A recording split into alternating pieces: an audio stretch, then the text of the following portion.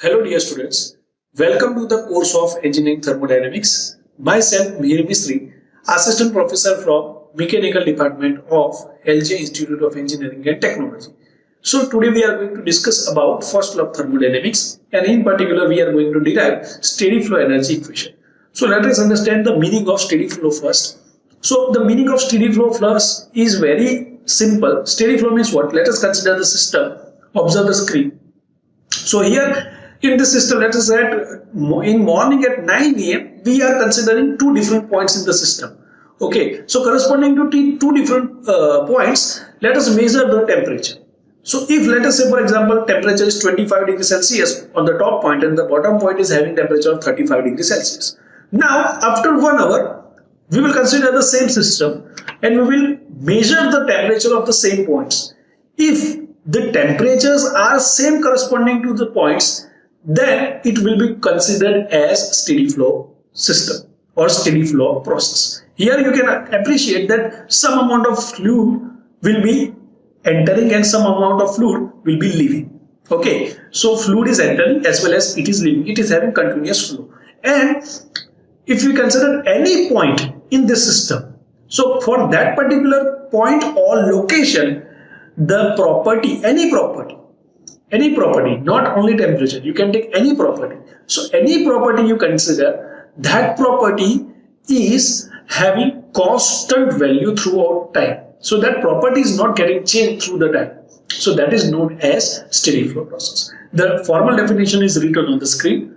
Okay, so now let us derive the steady flow energy equation. Okay, so here you can see the diagram on the screen, steady flow energy equation. So as per this diagram, here one device is given, that is steady flow device. Okay, so this is the inlet of this device, that is inlet is highlighted by one section. Okay, and this is the outlet of the device, so that is 2 section. Okay, now from one point some amount of fuel or fluid is entering and from 2 some amount of fluid is leaving. Okay, obviously that will be same. Whatever fluid is entering, same fluid is leaving. Okay, now by doing so or by flowing the fluid, this system is producing some work, that is on the shaft work. Let us consider that shaft work is highlighted by dWx by d tau. Okay, here students, tau will represent the time. Wx, subscript x is denoted for the shaft work in order to distinguish the shaft work from other work. Okay, so that is why subscript x is denoted. So dWx by d tau is nothing but shaft work, rate of shaft work with respect to time particularly. Same way, let us consider some amount of heat is added to the system. Some heat transfer is taking place to the system, that is dq divided by d tau, that means heat transfer rate. Okay, so now let us consider the inlet of the steady flow device is having the height of Z1 from a common datum. Okay, and the outlet is having the height of Z2 from this same common datum. Okay, so now here W1 and W2 is also written, that is nothing but students mass flow rate. So let us understand the one by one the notations that are used over here. So I hope you are clear with the device, right? How this device is working. Some amount of fluid is entering, same amount of fluid is leaving, assuming that there is no mass conservation, and some amount of work is produced also with some amount of heat transfer to the system. Okay, and we are considering this as our system. Okay, this as our system. So this is our control volume and this is our control system or boundary. Okay, now let us understand different nomenclature that we are going to use. So first of all, A1 and A2 will represent the cross-section area of stream. Okay, so whatever I am telling you, if the notation or subscript is 1, then that will stand for this particular portion. And if the notation or subscript is 2, then that will represent this particular section. Okay, so here A1 and A2 is corresponding to this inlet and outlet, the cross section area. So if you will cut that pipe at the cross section, then that will give you the cross section area A1 and A2. Obviously the units will be SI, that is meter square area unit. W1 and W2 will represent mass flow rate so mass flow rate is kg per second. You can also define the W1, W2 as dm by d tau. Okay, so if you are not familiar with W, small w sign as the mass flow rate, then you can also take dm by d tau. Obviously, the tau is representing the time, right, and m will represent the mass. And if you don't want to write dm by d tau, you can also write directly m dot. Okay, so this dot symbol is representing, it is rate, that means it with respect to time. Same way, small p1, p2 is pressure, absolute Newton per meter square. Small v1, v2 is representing specific volume, meter cube per kg. U1, U2 representing specific internal energy, joule per kg. Capital V1, V2 is representing velocity, meter per second. Remember student, we have two values of V, capital V and small v. So make sure that you are not confusing between these two. Z1 and Z2 is nothing but representing elevation above an arbitrary datum. So you can see this is our arbitrary datum, and above that Z1 and Z2 is written. dq by d tau is nothing but net rate of heat transfer through the control surface, joule per second, and dwx by d tau is net rate of work transfer throughout the control surface, that is also joule per second. Now tau is representing the time, and subscript 1 and 2 refers inlet and exit cross sections, right? So I hope you are clear with the nomenclature. So now we will start the derivation. So in order to understand the derivation, we will start from the mass balance. So concept of mass balance is that we will consider that no mass accumulation is occurring. That means whatever amount of mass is entering, same amount of mass is leaving through this control system, okay, or through this steady flow device. So that means m dot 1 is equal to m dot 2, or w1 is equal to w2, that is equivalent to m dot, that is dm by d tau. So m dot unit will be equal to kg per second. Now you can also write this m dot or w1 w2 as this ratio. See, m dot can be also written as capital A1 capital V1 divided by small v1. Remember this formula. This will be very much important for examples. Okay students, sir, how you can write this? Simple. See, capital A1 is cross sectional area, capital V1 is what? Velocity, small v is what? Specific volume. Now we have considered that m1 dot and m2 dot, or w1 and w2 will be same. So you can write a1 v1 by small v1 is equal to a2 v2 by small v2. Sir, how can you write? See, simple. Unit of m dot is what? Kg per second. Now we will substitute the value of unit of area. So value of unit of area is meter square. Value of velocity is what? Value of unit of velocity is meter per second. And value of specific volume unit is what? So value of unit of specific volume is meter cube per kg. So now here you can see this is meter square and this is meter. So this meter and meter square will be cancelled out with this meter, right? So what we can do? We can do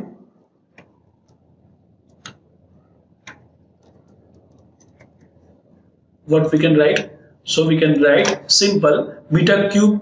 This meter square and meter will be cancelled out, so we can write kg per second. So this is nothing but the unit of mass flow rate.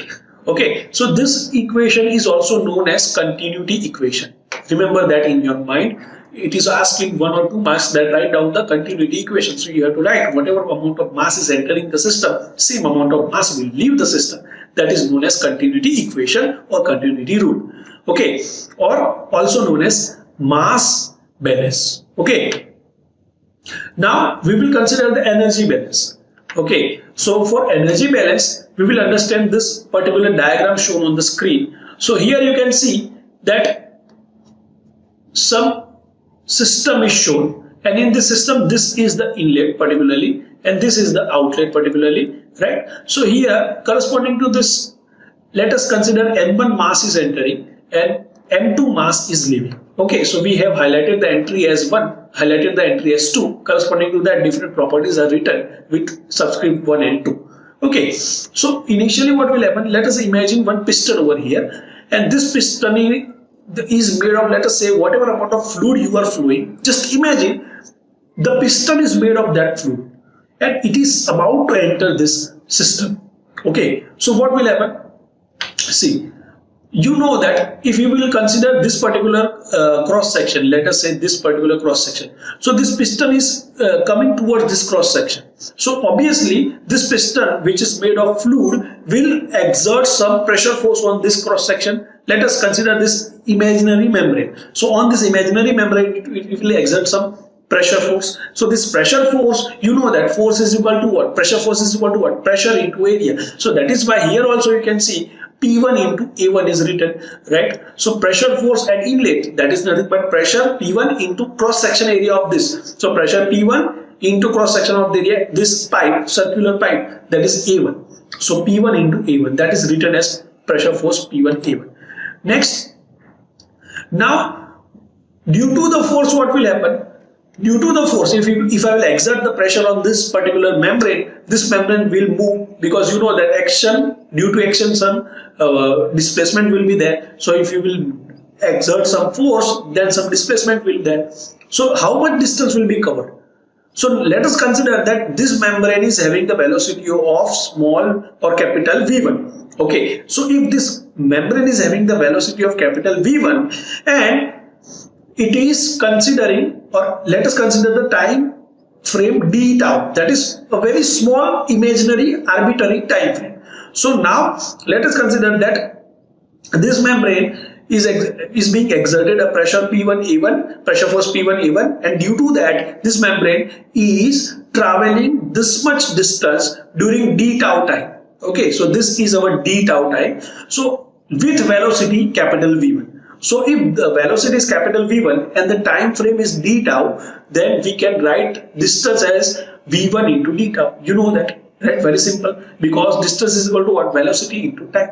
Same way, now work done will be equal to what? So work done is nothing but force into distance. You know that. So now let us write down the work done. So work done is equal to force into distance. So flow work is equal to P1 A1 multiplication of these two equations, students. Okay. So P1 A1 V1 d tau. Okay. Now here the flow work. So this flow work can also be represented as, now see here what I can write. Here I can write that instead of A1 V1, this A1 and V1, these two terms, what I can write? So if you observe this particular equation, say, and in this equation if you will make A1 V1 as the subject, then you can write m dot into V1, right? So here instead of this A1 V1 I have written m1 dot into V1. Since we are talking about the inlet, that is why I have mentioned m1 dot. Okay, so m1 dot into V1 into d tau. Very much clear to you guys, right? Now instead of m1 dot, what I can write? Instead of m1 dot I can write dm1 by d tau. You know that, right? Because I have already told you, see over here, instead of m dot you can write dm by d tau. So here also instead of m dot I have written P1 into dm1 by d tau into small v1 into d tau. Okay, so here this is specific volume, remember, not velocity, that is why it is small v1. Okay, so now further what we can write? We can simply write this d tau and d tau will get cancelled out. We can simply write P V dm, that will be the flow work. So if we are talking about the flow work of inlet, then it will be represented as P1 V1 dm1, and if we are talking about the flow work at outlet, then it will be as P2 V2 dm2. Okay students, now here you should note that you might be having questions of what is the meaning of flow work. Simple. See, in any system, if fluid is moving, then some amount of work shall be imparted to make the fluid flow through the pipeline and through the system, right? You can appreciate that if you want to flow the fluid through the pipeline or through any system, then you have to impart some work in order to make the fluid flow. So this work is imparted through pump or blower. If the fluid is air, then it is blower, and if the fluid is water or liquid, then the device will be pump. So through the pump you will impart some work on this fluid. So due to that, this fluid will flowing through the system. Okay, so that imparted work in order to make the fluid flow, that is known as flow work. Okay students, so when this fluid is entering this particular device, so with itself the fluid is carrying this much flow work. Okay, sir, how much flow work? This P1 V1 dm1 flow work. Okay, and same way, if this fluid will leave this device, then it will be leaving with this much flow work, that is P2 V2 dm2. Okay, I hope you are clear up to this point. Okay, now work transfer. So work transfer are of two types, that is flow work and shaft work. So we have already discussed about the flow work. And now the shaft work. Shaft work, you know that it is very simple. That is, it is dWx by d tau, right? So now energy balance is equal to what? So work transfer, total work transfer will be with the system, with this given system will be what? Simple. The shaft work, that is nothing but Wx plus the flow work, right? So the flow work will be having two terms, that is corresponding to the entry and corresponding to the exit. And now you know the sign convention for the work transfer. What is the sign convention? If the work is added on the system, it shall be taken as negative. That is why the entry flow work is having the negative sign and the exit flow work is having the positive sign. Okay, and how this term is derived, that you know, I have already discussed just about a minute ago. Okay, so now in the rate form, so we will divide this with respect to time, whole equation with respect to time, divide it. So dw by d tau is equal to what? dwx by d tau minus p1 v1 dm1 by d tau plus p2 v2 dm2 divided by d tau, right? So this can also be written as, you know, that p1 v1 dm1 by d tau, right? So dm1 by d tau can also be written as w1 and dm2 by d tau can also be written as w2. So that is nothing but the rate of work through this steady flow device. Okay, and it will constitute two types of work. One is flow work, due to which the fluid is flowing through the device, and second is the shaft work because of the flow of the device through the device. Okay, so that is how the work can be found. Now energy in is equal to energy out. You know that for any device, whatever amount of energy, because energy can neither be created nor be destroyed, it can be transferred from one form to another form, right students? That means whatever amount of energy is entering through this device, same amount of energy will leave through this device, right? So here also energy in, so how much will be the energy in? Simple, W1 E1 plus dq by d tau is equal to w2 e2 plus dw by d tau. Now let us understand, sir, how this equation can be written. Simple. See, here when some fluid is entering in this device, so it will carry some energy with itself. So how much fluid is entering? The mass flow rate of the fluid at the entry is how much? W1. And how much energy it will carry? So energy that it will carry is represented by E1. Okay, so that is how the W1 E1 term is written. Plus, you can consider that for this whole system, there are two quantities that are entering the system.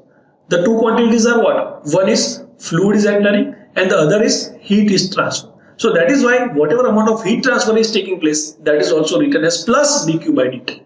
Okay, I hope you can appreciate that over here, right? So that is why this dq by d tau is written. Observe the last equation. Okay, is equal to, now if we consider this device, then we have two outgoing quantities. What are the two outgoing quantities? One is the fluid itself and the other is work transfer, right?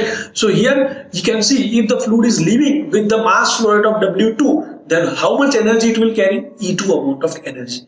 Okay, and plus some work. So this work is dW by d tau.